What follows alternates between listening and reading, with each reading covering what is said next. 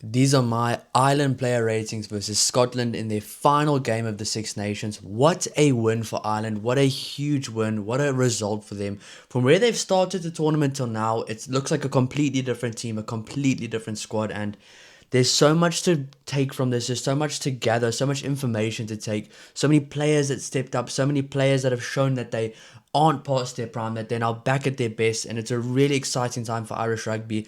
Before we get into it, guys, I will be doing a video kind of going over the entire Six Nations campaign from Ireland, and also I will be doing a player ratings based on the entire tournament as well. So if you do enjoy the content, please don't forget to like and subscribe to help the channel grow, and just stay tuned for that because there's a lot more content coming out from the Six Nations, and I'm really excited. Now, if you guys watched my previous video, you'd probably have seen that I was on a ski holiday. I was in France. I actually got back literally 10 minutes ago. I was watching the game in the car. I was watching some of the highlights as well, doing some of my notes on the way back. So now I'm ready to do my player ratings. Let's get right into it. So at number 1, I've gone for Tom O'Toole. I've gone for an 8 out of 10. He started the game with a really strong penalty at scrum time, and he just looks like the real deal at international level right now, with some impressive moments throughout the game, especially the maul turnover in the first half. And Tom O'Toole is one of those guys, he's just grown into the team, he's grown into the tournament, and he just looks like such a good international player right now. I honestly think he can even go higher from here. His level is a lot higher, and he's just such a good player. So an 8 out of 10 for 8 out of 10 for Tom O'Toole. He's been absolutely awesome, and he showed it today. Moving on to number 2, Dan Sheehan.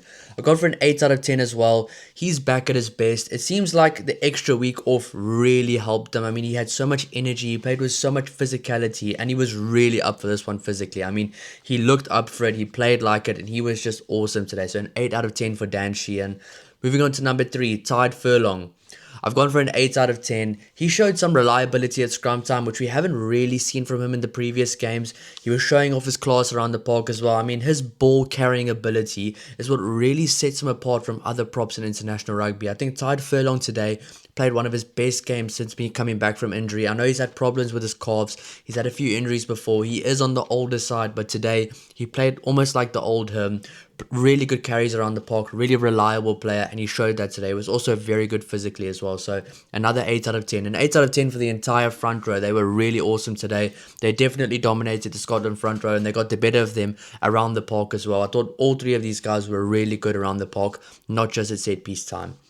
Moving on to number 4, Joe McCarthy. I've gone for a 7.5 out of 10. He played really well, and he had a really clean and a confident performance, and at set piece he was very reliable today as well, line out time and scrum time, and I think he played his starting role very well, where normally expect from Joe McCarthy he's going to come onto the field, he's going to have this huge 20 minutes, this huge 25 minutes from the bench, but today he really grew into the game. He played the game very well. He played as a starter, his starting role, he played it really well, which he kind of played almost a James Ryan style game with his own kind of nuance and his own skill set, which I really like to see from him today. So a 7.5 for him. Moving on to number 5, Tide Burn. I've gone for a 9 out of 10. My first 9 out of 10, not my last for the day. He was the biggest pest for Scotland today. I mean, that is what he does best. Every single chance he gets, he completely irritates the opposite team. He does something to just be a pest to them, and that's why he is, honestly, in my opinion, the best forward in the Ireland pack. He ended his day with an awesome 77th minute turnover, and that just shows the class that he possesses. I mean, Tide Burn right now is my favorite forward in this team, and I think, honestly, right now, he probably is the most important forward in this team, and maybe even the most important player. I think Tide Burn has been absolutely awesome, and where he's come from a few years ago of me not really knowing that much about him being there and me thinking, oh, he's a good player, but now I completely see why people love him as much as they do, especially the Irish fans. He is an absolutely awesome player, and he was awesome today, so a 9 out of 10. Moving on to number 6, Jack Conan. I've gone for a 7 out of 10. He is one of the most underrated forwards in world rugby, not just in Irish rugby, in world rugby. I mean, this guy does the unseen hard work really well. I'm not giving him a higher score today because I think some other guys really stepped up and showed out, like they really stood out compared to him, but he does that hard work really well. Maybe a 7 out of 10 is a bit low. I still think he's a phenomenal player, and he did his job extremely well today. Moving on to number 7, Josh van der Fleer. I've gone for a 9 out of 10.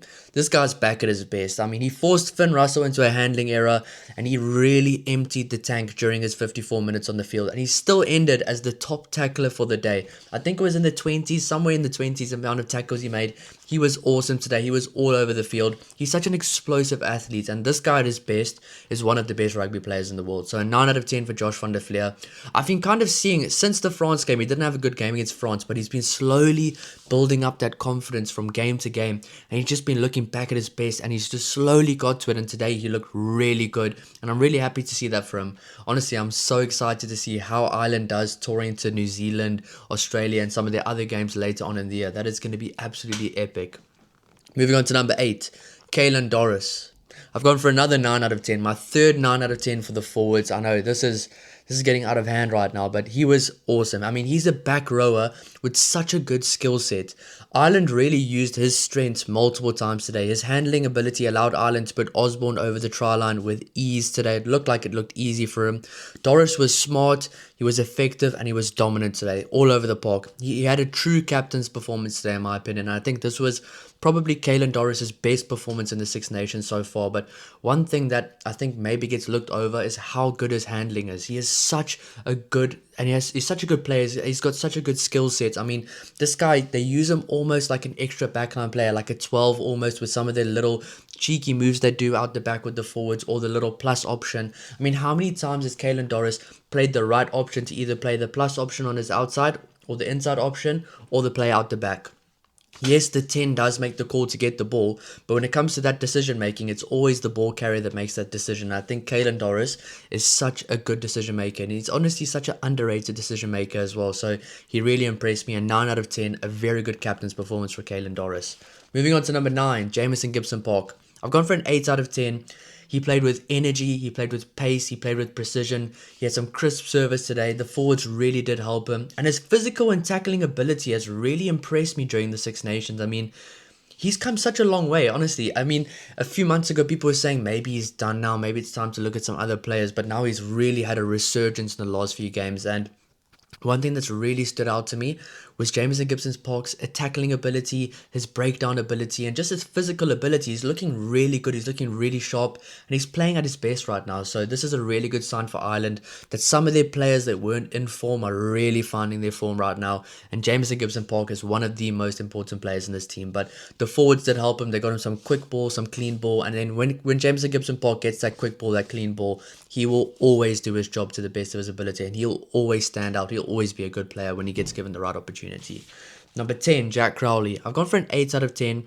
He ran the show very well today with a very clean assist to Osborne. That was such a good assist, and that was such a nice try to watch. That was such a good rugby try. He had some composed decision making today and a quality performance, especially in the first half. The second half, he didn't really get the opportunity as much, but his first half performance was really good. So an 8 out of 10 for Crowley today.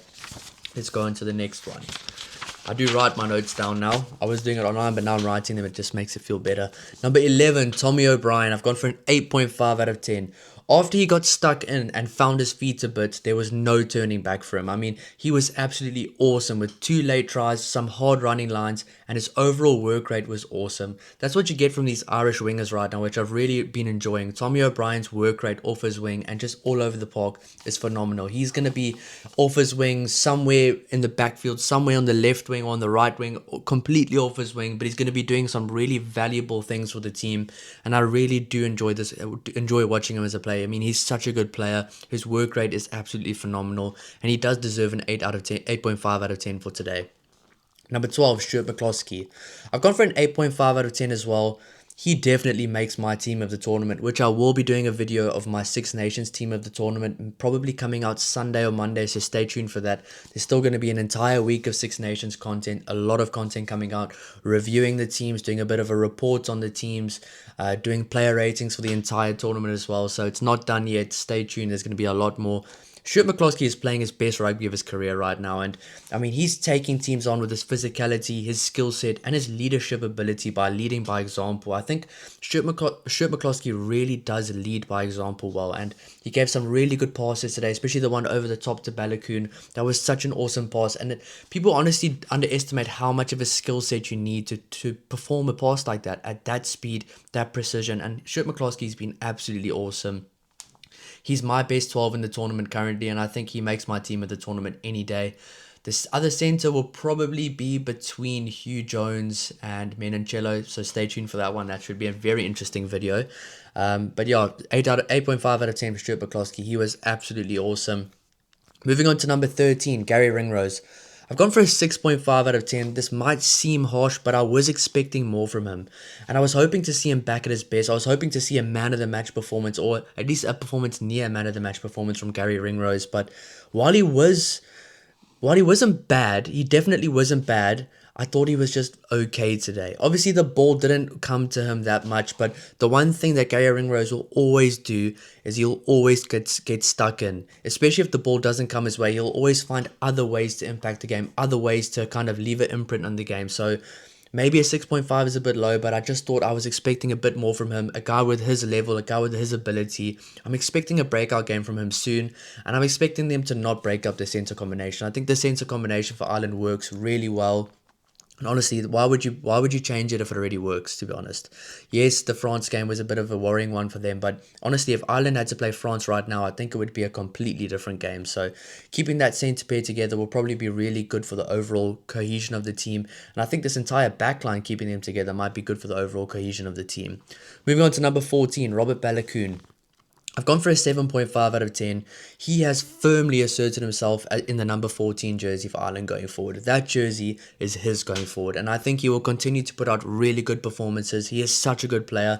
I mean, he was finishing off tries when given the opportunity. Not easy tries to finish as well against a very good winger like Darcy Graham.